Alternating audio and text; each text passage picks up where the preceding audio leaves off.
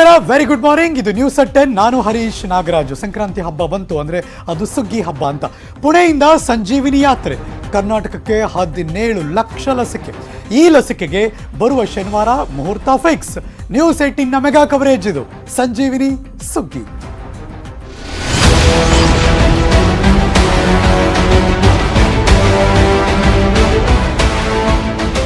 ಇಡೀ ರಾಷ್ಟ್ರದ ಜನತೆ ಎದುರು ನೋಡ್ತಿರುವಂತಹ ಆ ದಿನ ಹತ್ತಿರಕ್ಕೆ ಬರ್ತಾ ಇದೆ. ಕೆಲವೇ ದಿನಗಳು ಮಾತ್ರ, ಅಂದ್ರೆ ಬರುವ ಶನಿವಾರ. ಹಾಗಾಗಿ ಶುರುವಾಯ್ತು ನೋಡಿ ಸಂಜೀವಿನಿಯ ಮಹಾಯಾತ್ರೆ. ಇದೀಗ ಬರ್ತಿರೋ ಬ್ರೇಕಿಂಗ್ ನ್ಯೂಸ್. ಪುಣೆಯಿಂದ ದೇಶದ ಎಲ್ಲಾ ಕಡೆ ವಿತರಣೆ ಶುರುವಾಯಿತು. ಸಂಜೀವಿನಿಯ ಮೊದಲ ಪೂರೈಕೆ ಅದು ಗುಜರಾತ್ಗೆ. Breaking news.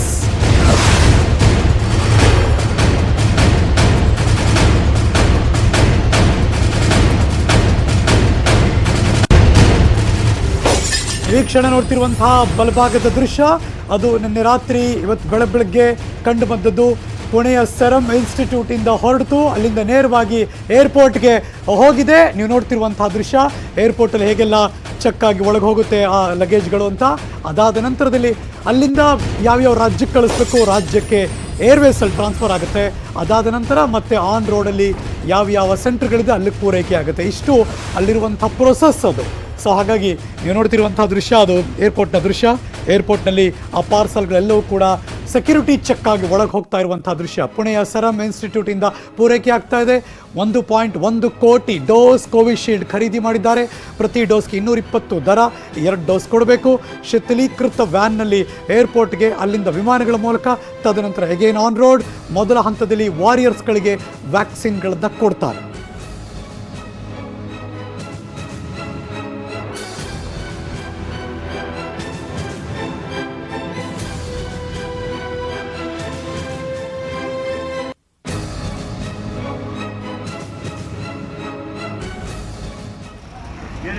ಎರಡು ವಿಜುವಲ್ ತೋರಿಸ್ತಾ ಇದ್ದೀವಿ. ಎಡಭಾಗದಲ್ಲಿ ಸೆರಮ್ ಇನ್ಸ್ಟಿಟ್ಯೂಟ್ ಇಂದ ಗೂಡ್ಸ್ ಕ್ಯಾರಿಯರ್ಗಳೆಲ್ಲ ವೆಹಿಕಲ್ಗಳು ಹೊರಡ್ತಾರೆ. Serum institute of India Pune, ಅಲ್ಲಿಂದ ಹೊರಡ್ತಾ ಇರುವಂತಹ ಲಸಿಕೆಗಳು. ತದನಂತರ ಬಲಭಾಗದಲ್ಲಿ ಅಲ್ಲಿಂದ ಹೊರಟಿದ್ದು ವಿಮಾನ ನಿಲ್ದಾಣಕ್ಕೆ. ಇದು ಫಸ್ಟ್ ಗುಜರಾತ್ಗೆ ಸರಬರಾಜಾಗಿದೆ.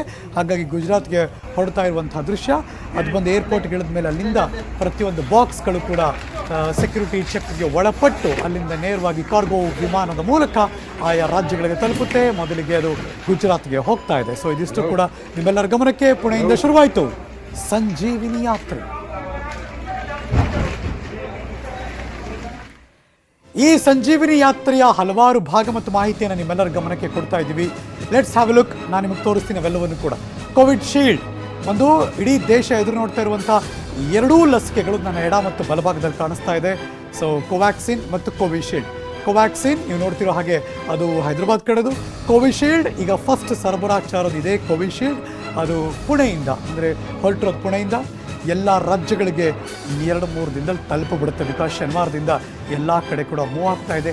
220 ರೂಪಾಯಿಗಳು ಒಂದು ಡೋಸ್ಗೆ ಡಿಸೈಡ್ ಆಗಿರೋದು. ಕೋವಿಶೀಲ್ಡ್ ಮೊದಲಿಗೆ ಕೋವ್ಯಾಕ್ಸಿನ್ ಅಲ್ಲ, ಕೋವಿಶೀಲ್ಡ್ ಬರ್ತಿದ್ದೀವಿ.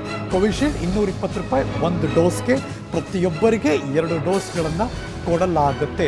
ಕೋವ್ಯಾಕ್ಸಿನ್ನ ಬೆಲೆ ಕೋವಿಶೀಲ್ಡ್ಗಿಂತ ಒಂದು ಸ್ವಲ್ಪ ಕಾಸ್ಟ್ಲಿ. ಈ ಕೋವ್ಯಾಕ್ಸಿನ್ ಅದು 309 ರೂಪಾಯಿ ಇದರ ಒಂದು ಡೋಸ್ನ ಬೆಲೆ. ಸೊ ಇದು 2 ಡೋಸ್ ಕೊಟ್ಟರೆ ಅದು 618 ರೂಪಾಯಿ ಆಗುತ್ತೆ. ಇದು 2 ಡೋಸ್ ಕೊಟ್ಟರೆ 420 ರೂಪಾಯಿ ಆಗುತ್ತೆ. ಪಾಯಿಂಟ್ ನಂಬರ್ 3, ಕೋಟಿ ಕೊರೋನಾ ವಾರಿಯರ್ಸ್ಗೆ ಉಚಿತವಾಗಿ ಲಸಿಕೆಯನ್ನು ಹಾಕಲಾಗುತ್ತೆ.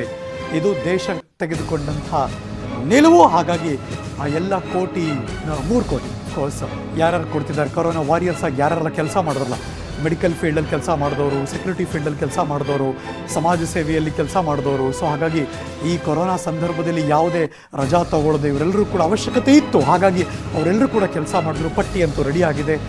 3 ಕೋಟಿ ಆ ಎಲ್ಲ ವಾರಿಯರ್ಸ್ಗಳಿಗೆ ಉಚಿತವಾಗಿ ಈ ಲಸಿಕೆಯನ್ನು ಹಾಕಲಾಗಿದೆ. ನಂಬರ್ 4, 2 ಲಸಿಕೆಗಳಿಗೆ ಪ್ರಧಾನಮಂತ್ರಿ ಕೇರ್ಸ್ ಹಣವನ್ನು ಬಳಕೆ ಮಾಡಿಕೊಳ್ಳಲಾಗ್ತಾ ಇದೆ ಅನ್ನೋದು ನಿಮ್ಮೆಲ್ಲರ ಗಮನಕ್ಕೆ. ಪ್ರಧಾನಮಂತ್ರಿಗಳ ಕೇರ್ಸ್ ಹಣ ಈ ಯಾರ್ಯಾರು ಕೊಡ್ತಾರಲ್ಲ 3 ಕೋಟಿ ವಾರಿಯರ್ಸ್ಗಳಿಗೆ ಆ ಎಲ್ಲ ಹಣವನ್ನು ಬಳಕೆ ಮಾಡ್ಕೋತಿದ್ದಾರೆ. ಪಾಯಿಂಟ್ ನಂಬರ್ 5, ಕೇಂದ್ರ ಸರ್ಕಾರದಿಂದ ಮಾತ್ರ ಲಸಿಕೆಯನ್ನು ಖರೀದಿ ಮಾಡಲಾಗುತ್ತೆ. ಯಾರಾದರೂ ಇಲ್ಲ ನಾವು ಹೋಗಿ ಹೋಲ್ಸೇಲಾಗಿ ತಗೊಂಬರ್ತೀವಿ ನಮಗೆ ಸಿಗಬೇಕು, ಸಾಧ್ಯನೇ ಇಲ್ಲ. ಆ ಥರದ್ದು ಯಾವ ಸೀನೂ ಇಲ್ಲ, ಆ ಥರದ್ದು ಕಲ್ಪನೆಯೂ ಮಾಡ್ಕೋಬೇಡಿ. ಸೊ ಇದು ನಿಮ್ಮೆಲ್ಲರ ಗಮನಕ್ಕೆ. ನಂಬರ್ 6, ಲಸಿಕೆ ಖರೀದಿಯ ಅಧಿಕಾರ ರಾಜ್ಯ ಸರ್ಕಾರಗಳಿಗಿಲ್ಲ. ಸೊ ಇದು ನಿಮ್ಮೆಲ್ಲರ ಗಮನಕ್ಕೆ. ಅದು ಕೇಂದ್ರ ಸರ್ಕಾರದಿಂದಲೇ ಪೂರೈಕೆ ಆಗಬೇಕು. ರಾಜ್ಯ ಸರ್ಕಾರಕ್ಕೆ ಹೆಚ್ಚುವರಿ ಆಗಬೇಕು, ಇನ್ನೇನು ಡಿಮ್ಯಾಂಡ್ ಇತ್ತು, ಇಲ್ಲೇನೋ ಸಪ್ಲೈ ಆಗಬೇಕು ಅಂದರೆ ಕೇಂದ್ರ ಸರ್ಕಾರ ಕೇಳಬೇಕು. ಕೇಂದ್ರ ಸರ್ಕಾರದವರು ಅಂದರೆ ಇಲ್ಲಿಂದ ಅಲ್ಲಿಗೆ ರೈಸ್ ಆಗಬೇಕು. ಅದಾದಮೇಲೆ ಅವ್ರು ಖರೀದಿ ಮಾಡಬೇಕು, ನಿಮಗೆ ಕೊಡಬೇಕು. ಇದೊಂದು ಪ್ರೋಸೆಸ್ ಇದು. ನಂಬರ್ 7, ಸರ್ಕಾರದ ಪರ HLL ಲೈಫ್ ಕೇರ್ ಲಸಿಕೆ ಸಂಗ್ರಹಿಸುತ್ತಿದೆ. ಇದು ನಿಮ್ಮೆಲ್ಲರ ಮಾಹಿತಿಗೋಸ್ಕರ ಕೊಡ್ತಾ ಇದ್ದೀವಿ. ಸರ್ಕಾರದ ಪರ ಇದು. HLL ಲೈಫ್ ಕೇರ್ ಲಸಿಕೆ ಸಂಗ್ರಹಿಸ್ತಾ ಇದೆ. ನಂಬರ್ 8, ದೇಶದ 13 ಸ್ಥಳಗಳಿಗೆ ಇವತ್ತು ಲಸಿಕೆಗಳು ಸರಬರಾಜು ಆಗ್ತಾ ಇದೆ. ಬಿಕಾಸ್ ಎಲ್ಲ ರಾಜ್ಯ ಮತ್ತು ಕೇಂದ್ರಾಡಳಿತ ಪ್ರದೇಶಗಳಿಗೆ ಇದು ಮೂವ್ ಆಗಬೇಕು. ಇವತ್ತು ಬಂತಲ್ಲ 12 ಅಂದರೆ ಮಂಗಳವಾರ ಆಯ್ತು. ಇವತ್ತು ಬುಧವಾರ, ಗುರುವಾರ, ಶುಕ್ರವಾರ 3 ದಿನ ಮಾತ್ರ ಬಾಕಿ. ಬಿಕಾಸ್ ಶನಿವಾರದಿಂದ ಇಡೀ ದೇಶದಾದ್ಯಂತ ಲಸಿಕೆ ಬೇಕು ಅನ್ನೋದು ಎಲ್ಲ ಕಡೆ ಗೊತ್ತಾಗ್ತಾ ಇದೆ.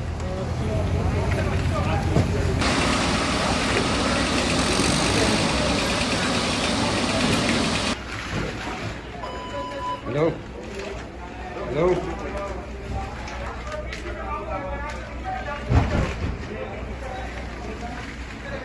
ನಮ್ಮ ಜೊತೆ ದೂರವಾಣಿ ಸಂಪರ್ಕದಲ್ಲಿ ದಿವ್ಯಾ ಚಂದ್ರಧರ್. ಅಫ್ಕೋರ್ಸ್ ತುಂಬ ಬಾರಿ ನಾನು ಮಾತಾಡಿದ್ದೀನಿ ಅವ್ರ ಜೊತೆ.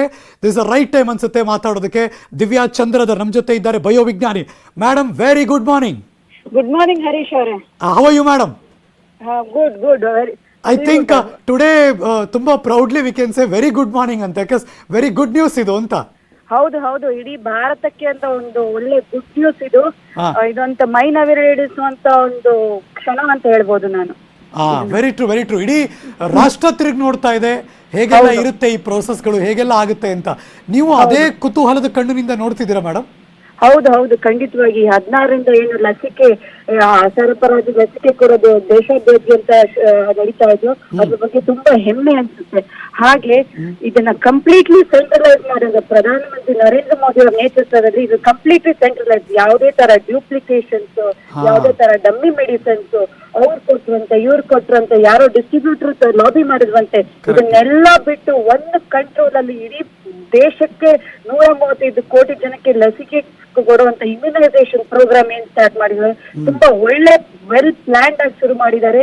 ಸೆಂಟ್ರಲ್ ಅಲ್ಲಿ ಕಂಪ್ಲೀಟ್ ಕಂಟ್ರೋಲ್ ತಗೊಂಡು ಎಲ್ಲಾ ರಾಜ್ಯಗಳಿಗೆ ಏನೇನು ಒದಗಿಸ್ಬೇಕು, ಎಲ್ಲಾ ತರದ ಯಾರ್ಯಾರು ಒದಗಿಸ್ಬೇಕು, ಅದನ್ನ ಕಂಪ್ಲೀಟ್ ಪ್ಲಾನಿಂಗು ಮತ್ತೆ ಎಕ್ಸಿಕ್ಯೂಷನ್ ತುಂಬಾ ಚೆನ್ನಾಗಿ ನಡೀತಾ ಇದೆ. ಇಡೀ ಪ್ರಪಂಚ ನಮ್ಮ ಕಡೆ ತಿರುಗಿ ನೋಡುವಂತದ್ದೊಂದು. ದಿವ್ಯಾ ಮೇಡಮ್, ಎಲ್ಲರಿಗೂ ನಿಮ್ಮನ್ನು ಒಳಗೊಂಡು ಎಲ್ಲರಿಗೂ ಇದು ಹೊಸದೆ. ಅಂದರೆ ಈ ಲಸಿಕೆ ಬರ್ತಿರೋದು, ಈ ಚುಚ್ಚುಮದ್ದು ತಗೋಬೇಕಾಗಿರೋದು, ಇದು ಈ ಡೋಸ್ಗಳು ಹೆಂಗೆ ಕೆಲಸ ಮಾಡುತ್ತೆ. ಕೆಲವ್ರು ಯಾರ್ಯಾರೋ ಮಾತಾಡಿದ್ದು ದೇಶದಲ್ಲಿ ಕೇಳಿಸ್ಕೊಂಡು, ರಾಜಕಾರಣ ಅಂತಲ್ಲ, ಬಟ್ ಯಾರ್ಯಾರೋ ಮಾತಾಡಿದಾಗ ಇದಿನ್ನೂ 3ನೇ ಪ್ರಯೋಗ ಆಗಬೇಕಾಗಿತ್ತಂತೆ, ಇದಿನ್ನೂ ಪೂರ್ತಿ ರೆಡಿ ಇಲ್ವಂತೆ. ಇದಕ್ಕೆಲ್ಲ ಏನು ಉತ್ತರ ಕೊಡೋಕೆ ಬಯಸ್ತೀರಾ ಮೇಡಮ್? ನಾನು ಈ ರಾಜಕಾರಣ ಎಲ್ಲರನ್ನು ಬಿಟ್ಟುಬಿಟ್ಟು ಈ ಸೈಂಟಿಫಿಕ್ ಸಮುದಾಯ ಏನ್ ಹೇಳ್ತಾರೋ ಅದನ್ನ ನಂಬಿ, ನಮ್ಮ drug control general of India DCGI ಸ್ಟುಡೆಂಟ್ಸ್ಕೋ ಏನ್ ಹೇಳುತ್ತೋ ಅದನ್ನ ನಂಬಿ, ನಮ್ಮ ವ್ಯಾಕ್ಸಿನ್ ಮ್ಯಾನುಫ್ಯಾಕ್ಚರರ್ ಮೇಲೆ ನಂಬಿ, ನಮ್ಮ ಸೈಂಟಿಫಿಕ್ ಕಮ್ಯುನಿಟಿ ಮೇಲೆ ನಂಬಿ, ಯಾರಿಗೆ ಇದರಲ್ಲಿ ಜ್ಞಾನ ಇದೆಯೋ, ಯಾರಿಗೆ ಇದರಲ್ಲಿ ಕೆಲಸ ಮಾಡಿದಾರೋ, ಇದೇ ನಮ್ಮ ದೇಶದ ವ್ಯಾಕ್ಸಿನ್ಗಳು ಪ್ರಪಂಚಾದ್ಯಂತ ಎಕ್ಸ್ಪೋರ್ಟ್ ಆಗ್ತಿದೆ. ಅವರೆಲ್ಲ ತಗೋತಾ ಇದ್ದಾರೆ, ಅದರಲ್ಲೆಲ್ಲ ನಾವು ಜಯಶೀಲರಾಗಿದ್ದಾರೆ. ನಮ್ಮನ್ನ ನಂಬಿ, ಸೈಂಟಿಫಿಕ್ ಕಮ್ಯುನಿಟಿನ ನಂಬಿ, ಬೇರೆ ಯಾರು ಊಹಾಪೋಹಗಳಿಗೆ ಒಳಗಾಗಬೇಡಿ ಅಂತ ಹೇಳಕ್ಕೆ ನಾನು ಜನಗಳು ಧೈರ್ಯದಿಂದ ವ್ಯಾಕ್ಸಿನ್ ತಗೊಳ್ಳಿ ಅಂತ ಹೇಳಕ್ ಇಷ್ಟಪಡ್ತೀನಿ. ಒಂದು ಆಂಗ್ಸೈಟಿ ಇರುತ್ತೆ, ಅಂದರೆ ಈ ವ್ಯಾಕ್ಸಿನ್ ಬರ್ತಾ ಇದೆ, ನಮಗೆ ಸಿಗುತ್ತೋ ಇಲ್ವೋ, ಏನು ಬೇಗ ಹೋಗಿ ನಿಂತ್ಕೋಬೇಕಾ, ಇದು ಹೆಂಗೆ ತೊಗೋಬೇಕು, ನಾವು ಮನೇಲಿ ಹಿರಿಯರು ಇರ್ತಾರೆ, ಇನ್ಯಾರಿಗೋ ಹುಷಾರಿರಲ್ಲ, ಹೆಂಗೆ ಅಂದರೆ ಪಬ್ಲಿಕ್ ಅಂದರೆ ಜನಸಾಮಾನ್ಯರು ಇದಕ್ಕೆ ಹೇಗೆ ರಿಯಾಕ್ಟ್ ಮಾಡ್ತಾರೆ ಅಂತ ಕೂಡ ಒಂದು ದೊಡ್ಡ ಕ್ವಶನ್ ಮಾರ್ಕ್ ಇದ್ದೇ ಇದೆ. ಅವ್ರಿಗೆಲ್ಲ ಏನು ಹೇಳೋಕೆ ಬಯಸ್ತೀರಿ ಮೇಡಮ್? ಆಂಗ್ಸೈಟಿ ಪಡುವಂತ ಅವಶ್ಯಕತೆ ಇಲ್ಲ. ಇದೆಲ್ಲ ವೆಲ್ ಪ್ಲಾನ್ಡ್ ಆಗಿ ನಡೀತಿದೆ. ಯಾರ್ಯಾರು ವಯಸ್ಸಾದವರು ಇದಾರೋ, ಕೋಮಾರ್ಬಿಡಿಟಿ ಸ್ಟೇಟಸ್ ಇದಾರೋ, ಅವರೆಲ್ಲ ಕೋವಿನ್ ಆಪ್ ಅಲ್ಲಿ ರಿಜಿಸ್ಟರ್ ಮಾಡ್ಕೊಳ್ಳಿ. ನಿಮ್ಮ ವರದಿ ಬಂದಾಗ ಖಂಡಿತವಾಗಿ ನಿಮ್ಗೆ ಲಸಿಕೆ ಸಿಗುತ್ತೆ. ಆಮೇಲೆ ನೀವು ಎಲ್ಲಿ ತಗೋಬೇಕು, ಯಾವ ಜಾಗದಲ್ಲಿ ತಗೋಬೇಕು, ಯಾವತ್ತು ತಗೋಬೇಕು, ಎಲ್ಲ ಡಿಜಿಟಲೈಸ್ಡ್ ಆಗಿದೆ, ಎಲ್ಲ ವೆಲ್ ಆರ್ಗನೈಸ್ಡ್ ಆಗಿದೆ. ಸೊ ನಿಮ್ಮ ಸರದಿ ಬಂದಾಗ ಖಂಡಿತವಾಗಿ ನೀವು ತಗೋತೀವಿ. ಫಸ್ಟ್ ಯಾರಿಗೆ ಅವಶ್ಯಕತೆ ಇದೋ ಅವ್ರಿಗೆ ಸರ್ಕಾರ ಕೊಡೋ ನಿಟ್ಟಿನಲ್ಲಿ ಲಿಸ್ಟ್ ಮಾಡ್ಕೊಂಡು ಡಾಕ್ಟರ್ಸ್ಗಾಗ್ಲಿ ವಾರಿಯರ್ಸ್ಗಾಗ್ಲಿ ಅವ್ರು ಕೊಡ್ತಾರೆ. ಖಂಡಿತವಾಗೂ ಎಲ್ಲರಿಗೂ ಸಿಗುತ್ತೆ. ಆಮೇಲೆ ಇದರಿಂದ ಯಾವುದೇ ಸೀರಿಯಸ್ ಸೈಡ್ ಎಫೆಕ್ಟ್ ಆಗುವಂತ ಇದಿಲ್ಲ ಕ್ಲಿನಿಕಲ್ ಟ್ರಯಲ್ ಡೇಟಾ ಪ್ರಕಾರ. ಮೇಡಮ್, ಕೊರೋನಾ ವಾರಿಯರ್ಸ್ ಕೆಲಸ ಮಾಡ್ತಿರ್ತಾರೆ ಕೋಟ್ಯಾಂತರ ಜನ, ಆಸ್ ವಿ ಆಲ್ ನೋ. ಅವರೆಲ್ಲರೂ ಕೂಡ ಕೆಲಸ ಮಾಡಿದವರು ತುಂಬ ಜನ ಆರೋಗ್ಯವಾಗಿ ಇದ್ದಾರೆ, ಸದೃಢರಾಗಿದ್ದಾರೆ, ಅವ್ರಿಗೇನು ಪ್ರಾಬ್ಲಮ್ ಇಲ್ಲ. ಬಟ್ ಮ್ಯಾಂಡೇಟ್ರಿನ ಇದು ತಗೋಬೇಕಾಗಿರೋದು? ಅಂದ್ರೆ ಅವರಿಂದ ಫಸ್ಟ್ ಲೈನ್ ನಮ್ಮ ದೇಶಕ್ಕೆ ಫಸ್ಟ್ ಪ್ರಿಫರೆನ್ಸ್ ಯಾರ್ಯಾರು ಅಂದ್ರೆ ಈ ಕೊರೋನಾ ವಾರಿಯರ್ಸ್ ಕೆಲವು ಅವರು ಫಸ್ಟ್ ಪ್ರಿಫರೆನ್ಸ್ ಕೊಡ್ತೀವಿ, ಅವ್ರು ಕೊಟ್ಟಿರೋ ಇಂಪಾರ್ಟೆನ್ಸ್ ಅವರು ಕೊಡ್ಬೇಕು ಅಂತ ಫಸ್ಟ್ ನಾನು ಇದು ಒಳ್ಳೆ ಡಿಸಿಷನ್ ಅಂತ ಹೇಳಕ್ ಇಷ್ಟಪಡ್ತೀನಿ. ಕರೆಕ್ಟ್. ಬಟ್ ನಾನ್ ಕೇಳ್ತಿರೋದು ಅಂದ್ರೆ ಅವರೆಲ್ಲರೂ ಕೂಡ ತೆಗೆದುಕೊಳ್ಳಲೇಬೇಕು ಅಂತ ಏನಾರು ಇದೆಯಾ ಅಥವಾ ಇದು ಅವ್ರ ಚಾಯ್ಸ್ ಏನಾರು? ಇದು ವ್ಯಾಕ್ಸಿನೇಷನ್ ಅನ್ನೋದು ಯಾವ್ದು ಮ್ಯಾಂಡೇಟರಿ ಅಲ್ಲ. ಇಲ್ಲಿ ಸರ್ಕಾರ ಯಾರ ಮೇಲೂ ಹೇಳ್ತಾ ಇಲ್ಲ ನೀವು ತಗೊಳ್ಳೇಬೇಕು ಅಂತ ಇಲ್ಲ. ಇದು ಇಂಡಿವಿಜುವಲ್ ಅವರ ಡಿಸಿಷನ್ ಅಂತ ಹೇಳಕ್ ಇಷ್ಟಪಡ್ತೀನಿ. Correct, very true.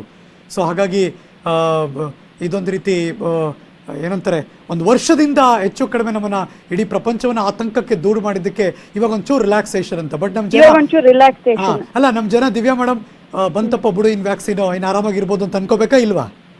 ಆರಾಮಾಗಿರ್ಬೋದು ಅಂತ ಒಂದ್ ಕಡೆ ಅನ್ಕೊಂಡ್ರೆ, ಇನ್ನೊಂದ್ ಕಡೆ ಅದನ್ನ ಗ್ರಾಂಟೆಡ್ ಆಗಿ ತಗೊಂಡು ಕೆಲವರು ಫಸ್ಟ್ ಡೋಸ್ ತಗೊಂಡು ಹೆಂಗ್ ಬೇಕು ಹಂಗ್ ಓಡಾಡಿದ್ರೆ ಅದು ತಪ್ಪು.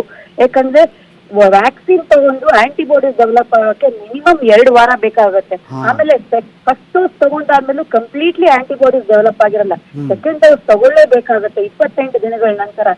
ಇದನ್ನೆಲ್ಲ ಪರಿಗಣಿಸ್ಕೊಂಡು ಇನ್ನು ವ್ಯಾಕ್ಸಿನ್ ತಗೊಂಡು ಆದ್ಮೇಲೆ ಕೂಡ 3 ರಿಂದ 4 ತಿಂಗಳು ಹುಷಾರಾಗಿರ್ಬೇಕು ಜನ.